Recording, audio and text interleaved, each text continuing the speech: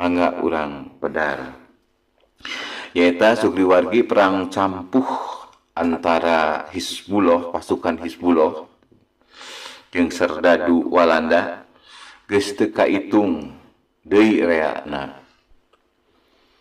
Malah kungsi meh unggal poe perang teh.